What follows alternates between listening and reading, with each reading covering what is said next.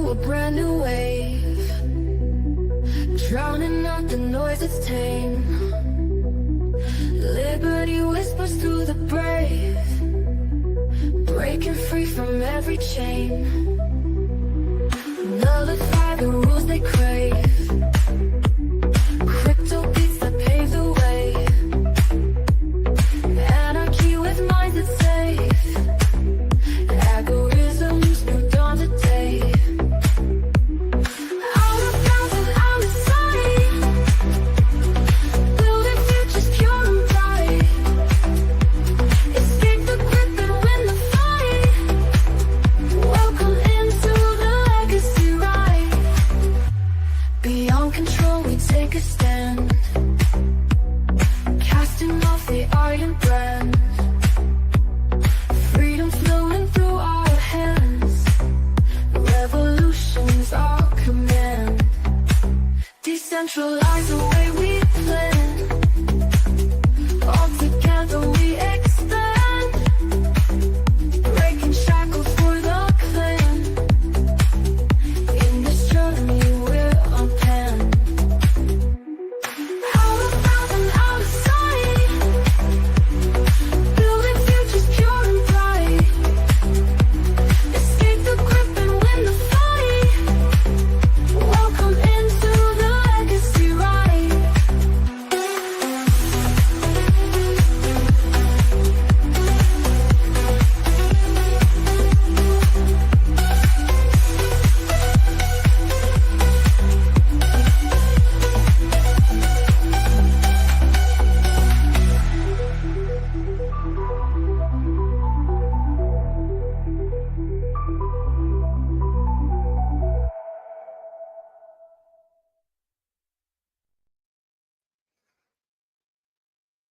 I am the legacy of Jennifer Kaiser, and Crypto Wednesday starts now.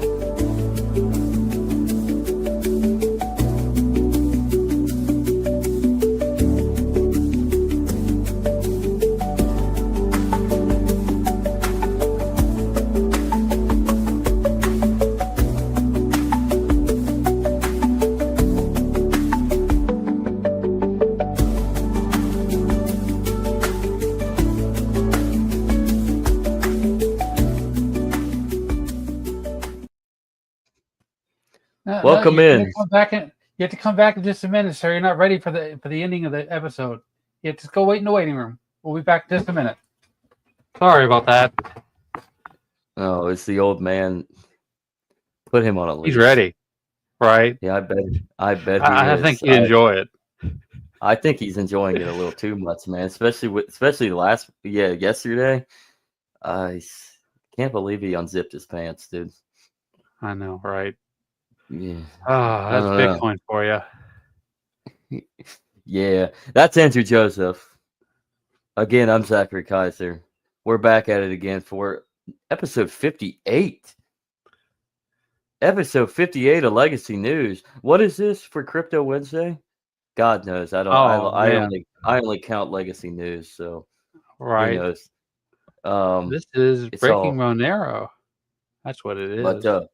But this is Breaking Monero. We're about to dive into episode 13 of Breaking Monero. But before that, if you like us, if you really, really like us, if you really, really love us, head over. We're trying to divert. We want your support. We want your support because we want to build a community that involves you. So head over, support us. We want to keep doing this for merely $2.50 a month. You can just help support us. But for $5, we really are.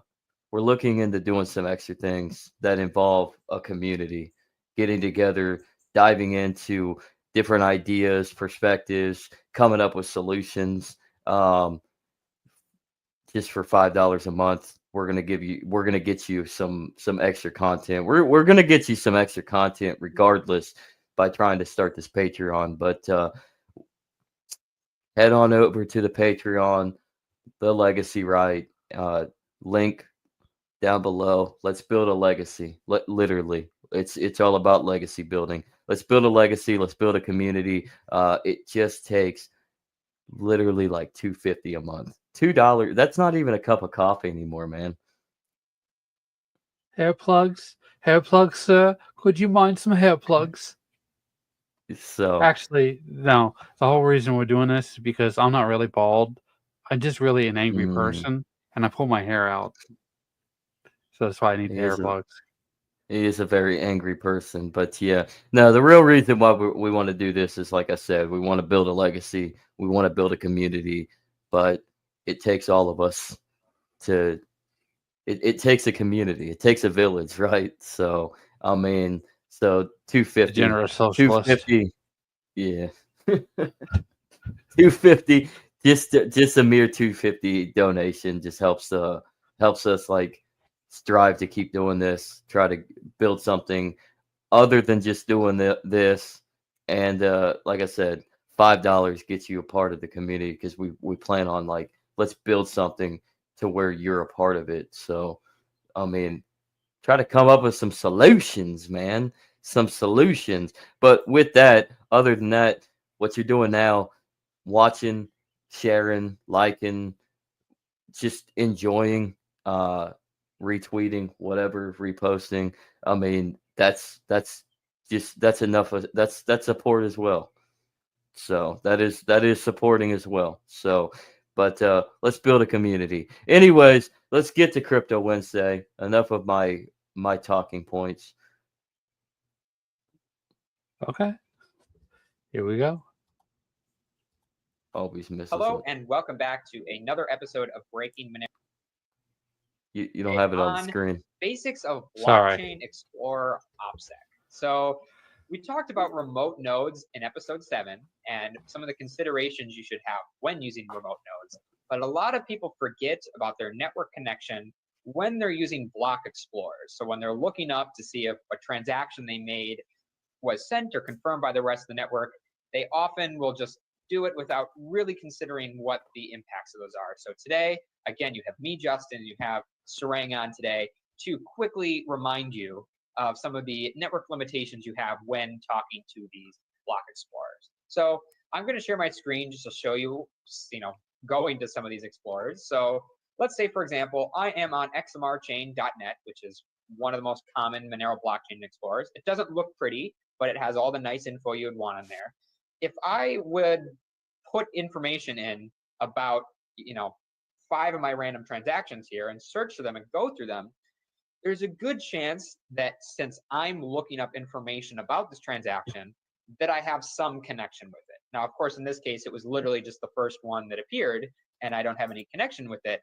But if you were going through and doing this by yourself, especially if you were searching for transactions, especially if you're searching for, let's say, 5 of your own transactions over a certain time period, this website is able to make a pretty strong association between these. So first, this website gets my IP address, and this website also knows that this specific IP address looked up these transactions over this time window. So they have a pretty good idea compared to anyone else in the network that I'm connected to these outputs.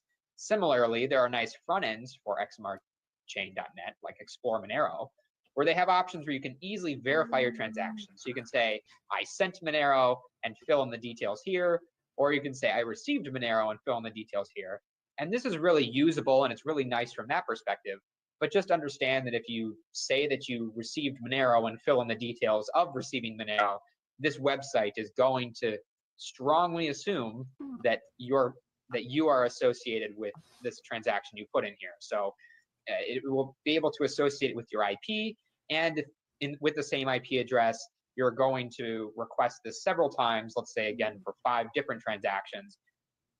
There's a good chance that Explore Monero is going to assume that you are associated with all 5 of those transactions. So this is basically a reminder, just simply stating that when you use blockchain explorers, that you're revealing a lot of this information, and a lot of people in their haste to learn information about their transactions often forget about this as they're looking it up. So I'm going to toss it back to Sarang, where he can talk about what really you can do if you need a sort of the information from a block explorer but don't want to leak this information, or want to use a block explorer in a way that better protects your network metadata. Sure. I mean, just to start with, we're not saying that these particular examples of block explorers that we're showing, actually do, track or otherwise, attempt to go out of the way to log this information. It's just a reminder that, anything you do on the internet, the receiving server, knows your IP, whether or not it's actually your IP or whether you're routing it through something else, and they know the details of the query you made. And this is no exception, but of course, a lot of folks who use Monero, attempt to do so privately, so it's important to keep that in mind. Some things you can do, of course, you can use Tor, for example, to route your traffic elsewhere, so your personal IP is not known to the receiving server. If you use a VPN that you trust, you could make a particular query, using the VPN. At that point, of course, you're basically like offloading the trust of knowing your IP address and some information about the query to your VPN provider. So it depends on your trust relationship with them. But as Justin was saying, even using some of those solutions, for example, if I route through a VPN, for example, and I go on xmrchain.net or some other kind of block explorer, and I make queries about 5 or 10 different transactions.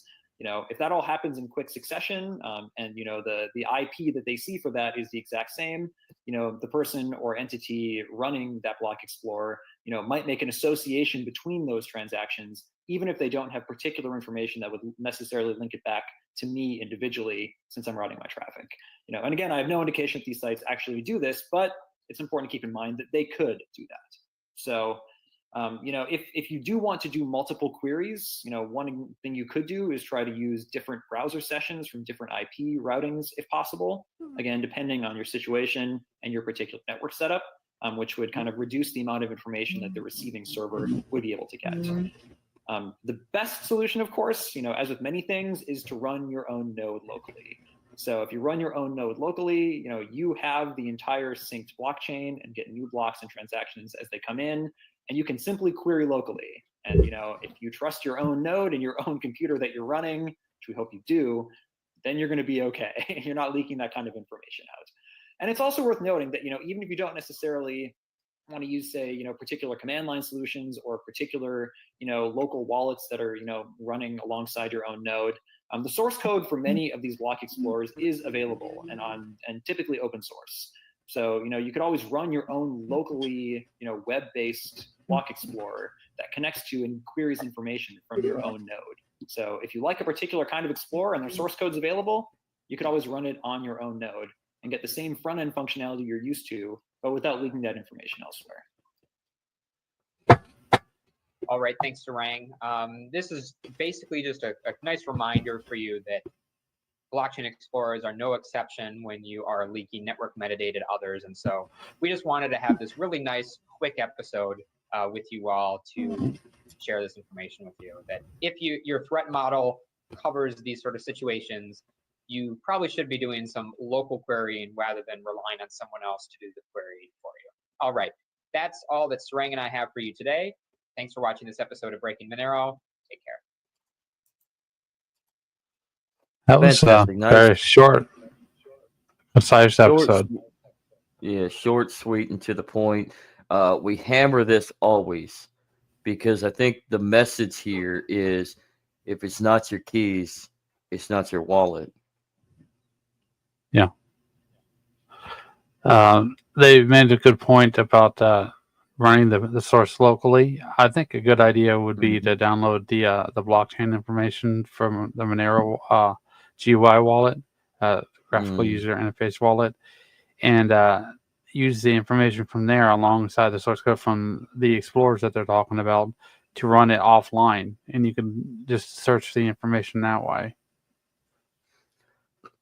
So wait, how do you go forth and do that? So you go to the GUI, you source all the information, you download it to your local file, and then you set up your own node locally, utilizing that information. Yeah, in the GUI wallet, you can specify exactly where to download the blockchain information, and at that point, once you've done that, you can just point the external browser that you use the source code from to that information and browse it offline. It's like back in the day in the 90s and the 2000s, if you wanted to like have a website saved, like saying you were playing a video game, you could just save the information, the text file, the web page, whatever, the pictures that came with it, even the videos, if there was any software flash, et cetera, to your local computer and view it whenever you wanted to without having to connect to the internet. I mean, you can still do that nowadays, but Yeah. it's a lot harder back then, and you really needed to know exactly what you were looking for. But that's effectively what we need to learn, right? I mean, we need to take the scope of the early days of the internet and embrace that as a stepping stone into what we can do now, which is so much more. There's so much Yeah. more. I mean, if the fact of the matter is like we have money on the internet. Right. We can break the chain. Or Breaking Monero. Mm, I know. funny I- guy. Funny guy. So I don't, there's not a whole lot really to say right there. That's it. Basically, you're hitting it right there. Just you, be safe. Be safe and, Yeah. and know what you have. And if privacy is the key, especially in this day and age. And what better form than to take what you have now and use it as a means to secure it locally within your own wallet, transaction, coding, files, etc., etc. You could always keep a air gap machine, which is a computer that's always offline, and to keep move it onto the blockchain information onto a flash drive, right, and copy it over, and use like I said, the same thing as before. Use the Explorer offline in that fashion as well. With that, actually thinking about connection, and secure connection, would it be better to connect online via hardware like an Ethernet? Because most A people hardline. anymore utilize hardline Ethernet cable, but most people anymore are utilizing the wireless, the Wi-Fi connections that we have at our disposal. I mean, most internet lines anymore are set up to be easily accessible through a gateway, a wireless gateway. So, would it be better to take that gateway and directly connect it to your computer system so that you can have more of a secure access to that It internet really connection? It really depends. So, like, if you're using Wi-Fi, right, and you having connection issues constantly, and you have a wireless phone in the house, it could be on the same channel, which is disrupting the signal. And having a hardwired connection does help out with in that regard. But at the same time, if you're using hardwired and you're going through power over Ethernet, which uses the power lines, you know, there's always a chance the power over Ethernet just isn't stable because of the amount of power that's going through the lines to you, and the heat from the wires caused by all the data transferred over the Ethernet and through the Well, wire. yeah, that's just power in general. That's an Yeah, electrician. That's electrician savviness right there. I mean, there's I've always had risks. I've Hmm. had several power over Ethernet adapters for like moving Well, the internet from one corner of the house upstairs to the other corner of the house downstairs because that's the only way to do it. I And have to, I yeah. mean, it can be a pain in the butt sometimes because Well, they'll last 6 months and then they mm, just don't work anymore. It depends yeah. on who you Well, get they manufacturer get wise. they get fried, and then you got to Yeah, update. You got to go and get a new cord. I mean, they fry so easily. But the reason I ask on the Wi-Fi scenario though is a lot of times Wi-Fi it's not that it's unstable or stable. It's not the stability of the Wi-Fi, it's the security measure because it is wireless. Is it not? Wouldn't it be easier to break through that signal for a bad egg, say the Bad feds, actor. or just a bad egg, bad actor, whatever, man. It depends on the encryption method used for Or the Wi-Fi. that's fair. I shouldn't say feds.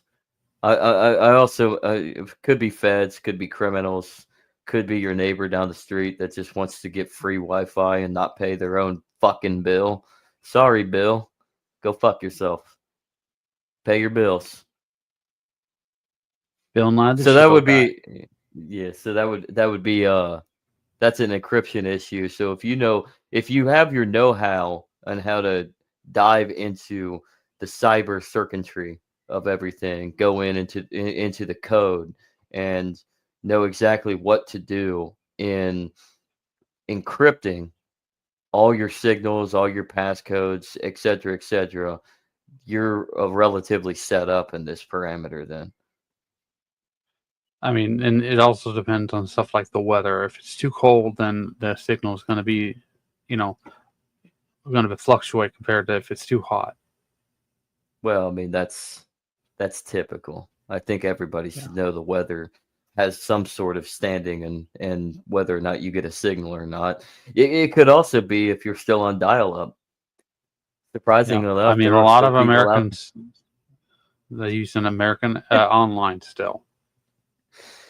It's not dial-up. It's more broadband now, but or DSL, but it's still effectively the same setup as the old dial-up signals. You're still utilizing a phone line, and that in itself is very unstable. Or satellite. And people use satellite. Satellite can, but honestly, anymore, most internet connection, most of the major ones utilize the satellite. The best frame point would be to, like, in my opinion, would be like fiber optic. I think that's a better signal generator. The problem is it's not laid in place for everybody in your everyday town. Not everybody is going to have fiber optic, and it has been monopolized for the most part. Well, let's be realistic. If you're using HughesNet and you're trying to use a Bitcoin or Ethereum or a Monero blockchain, you're going to have a bad time because they have that fair access policy, right? You only use so much data per month, and it uses a lot of data. Depends on the blockchain that you're downloading the information from.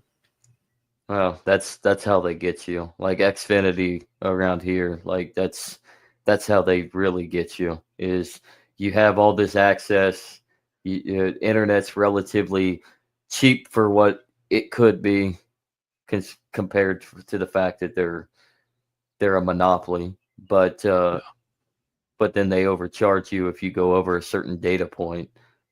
Right. Yeah. So. You only get what are you gonna do? 20 gigabytes. You're only going to get 20 gigabytes for the month. I'm like, dude, really? I use 20 gigabytes.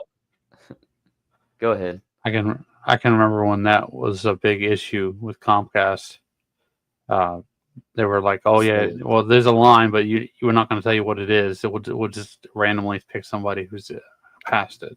And then there was a bunch of bullshit with that. Yeah. Yeah, still is. Comcast, Xfinity, whatever. They go by their new name now, like Xfinity.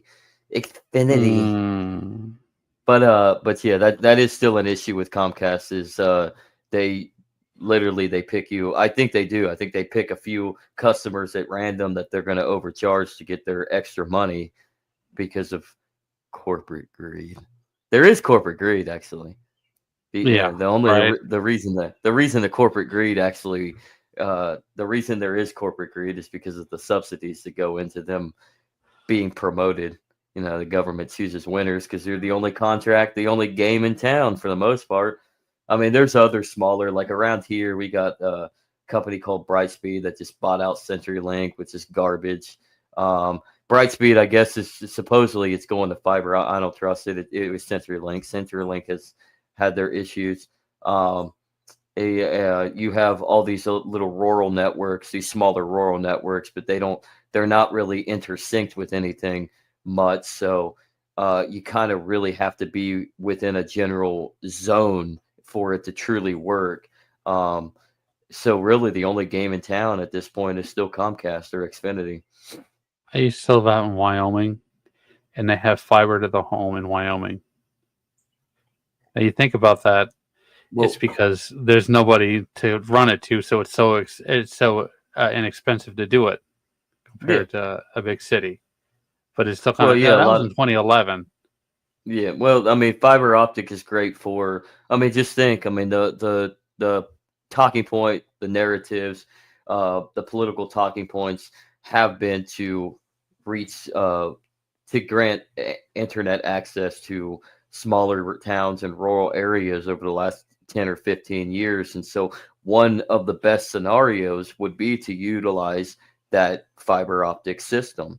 That is the fastest point to get to rural small town areas where you're out in the middle of nowhere. So fiber optic is a great innovation, but is it being utilized correctly? Right. I mean, hey, if it's cheap to run, it's cheap to run. Yeah, but I mean, I hate that we're talking about internet connections now instead of crypto, but I mean, where does this all underline with crypto? Let's go ahead and finish out the episode with that one. I mean, you had to have a stable connection, and I think that's the big issue is that you need to have consistent speed and available bandwidth, and that's all there is to it. You think Starlink is the next big thing to pop up, or do you think because it's more satellite, there might be some instability issues? Well, I think as long as it's not a fair access policy like they have with HughesNet, we had to use them once. Yeah, there's going to be an issue, but if there isn't a fair access policy and it's just unlimited or whatever, a high amount of data per month, then you're in a different story. What is HughesNet? I've never heard of HughesNet. It's you know how they used to have those big satellites for like satellite TV, but they do that for the internet. So it sits out in your yard and you connect to the internet. You get like 20 gigabytes of data per month or something like that. If you're lucky, You can almost most of the time it's a lot less than that. I think it was like 5 gigabytes when we did it in 2009. You can't do anything with 5 gigabytes. I know, right? That's what I was saying. I was telling my friend. You can barely do it. Yeah, that's you right. can barely do it for 20. I was like, I use more than that to browse the internet every day. Exactly. We all know what you're browsing the internet for. Sad panda. Yeah, exactly. Sad panda. He has no idea what that is. No, I do not. I do not because. What is sad panda? Why don't you define it for everybody?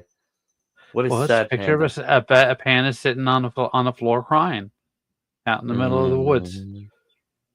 This is what you do on the internet all day? Well, we were talking about fair access policies, so.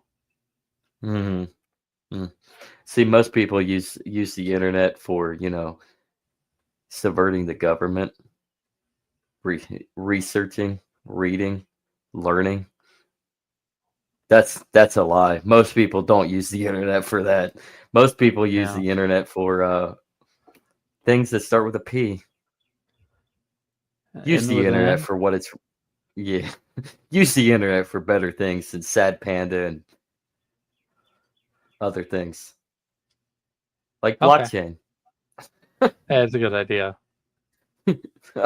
Unless you're in Florida or Salt Lake City, Utah, or any other really conservative states. Wait, what? What's going on in Florida? Did they outlaw blockchain?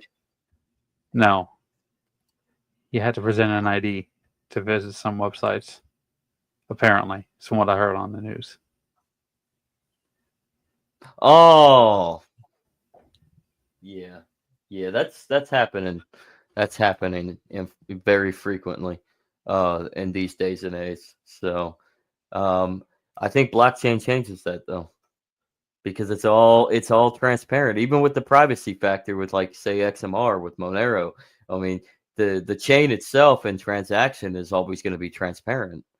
So Yeah, you'll get the roll call of everything that's happening on the chain, and you'll actually know. So like basically, if you're visiting those sites, I mean, just so you know, everybody, like if you're visiting those sites, the ledger on the blockchain is going to show, hey, you're going to some naughty shit there. So maybe you should check yourself. right. It's That's okay because I can't stand ads. That's why. Well, that's why we'd have it on YouTube. You can't stand ads, but you're on YouTube. There you go. I'm surprised we didn't have to skip an ad today with your latest escapades there, champ. Right? It's Get a because I already fucking skipped ad it in blocker. advance. Yeah. It's because it's so short. YouTube's getting outrageous so with the ads. Even I think they're trying to get their they're trying to get their revenue up before this latest court ruling finally rolls in and they no longer can monopolize advertising. Google. That's true. So they're trying to get it all in. They're trying to get it all in. So this has been a fabulous episode of basically nothing. Yeah. What did we learn today, Andrew? Not your keys, not your wallet, and the blockchain is transparent no matter what. The chain itself is transparent. So be careful when you're doing some things. Oh, okay. Weird us. So with that, last thing, come on over, everybody. Let's build a legacy. Come support, and let's build a legacy. Let's build a community. And for $2.50 a month, man, that doesn't even pay for Andrew's hair plugs, let alone my bills. So, but Costs a lot to but get those with hair plugs. but you know what it does? You know what it does pay for though? It pays to get you in to crypto. That's true. That pays a lot of Dragon Coin, man. 11 cents. 11 cents. That pays for a lot of Dragon Coin, 250. So I mean, but yeah, let's build a community. Let's start legacy building right here. So Right. with that, enjoy the rest of your week. Anything on the itinerary for this week, Andrew? Well, we're going to be on the World Blockchain Roundtable tomorrow, and that'd be fun. I've talked to Joe about winning the case against the SEC, and then we're going to catch There up was no to the latest. There was no winning. There was no winning. They just dropped it. Well, I is a count that win. as a win. Don't I miss mean, it. 11 yeah, a.m. it'll be Eastern, fun. World Blockchain Roundtable on Dragon Chain and everywhere else that it's going to be streamed on, but on X, YouTube, the Legacy, right? Don't miss it. Always fun to get together and pander about the realities of everything in the world and both crypto and culture. So politics, even at the end, sadly, because that's been enmeshed in our culture. But World Blockchain Roundtable every Thursday at 11 a.m. Eastern Standard Time. That's 10 a.m. Central, because everybody else there, we're the only ones on the East. So we're better. Right. I don't We're know better. about all that, but we're definitely trying. But what else is there for this upcoming week, Andrew? What about Friday? We're going to finish, keep working over this book here. It'll be pretty interesting. I'll try to keep with content of the book, but there's no way we're not going to get thrown off to a side discussion. So we'll find out. We're not finishing. The book is predominantly finished by the time we get done with Friday. So there are some sermons that we're going to go over a week after that. But other than that, we actually are finishing the book tomorrow, or on Friday at 11 a.m. Eastern. Promise you, we won't be late this time. But 11 a.m. Eastern on Friday. Join the Legacy Right Live, and we'll put a cap on this. So we'll put a cap on this chapter and go out with a bang when it comes to the Enneagram. So, but don't miss the week after, because I think that'll be fascinating going through some sermons that kind of encapsulate the idea around the stirring around the Enneagram. So, but other than that, remember everybody, not your keys, not your wallet. Start local. From the ground up, and let's build. So let's build a legacy for yourself and for the Legacy Right. So scrolling down Thanks below. for watching, guys. So We'll see you later. What the dude? What is he Sir? doing, bro? Sir, can I help you? Oh, think he's, Jesus. I think he's giving me the silent treatment. I think he is. You should have been nicer to him earlier. I know. It's because I put him in the lobby. Made him wait. You should have let him. You should have let him join the show. Oh, Andrew, he's right behind you. Holy yeah. Help. He's got a gun. He's good. Help. He's got something in his hand. I don't know if that's a gun.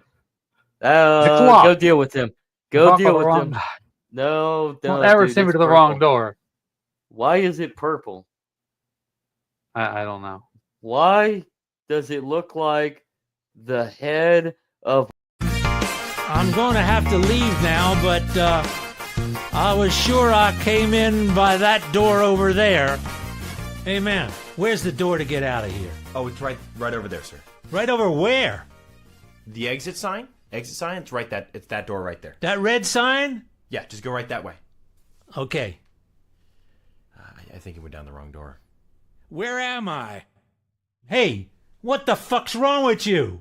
That's not the right door. Sir, you're gonna want to go to the one with the exit. You went to the door to the side there. I went to the right doors and where you pointed me to, you fuck. I pointed you to the exit. Man, you're fucking with the wrong guy. I'm sorry. You see this bulge on my hip? You know what that is? That's a gun. That's a Glock. You're fucking with the wrong guy. Yeah. Don't ever send me to the wrong door.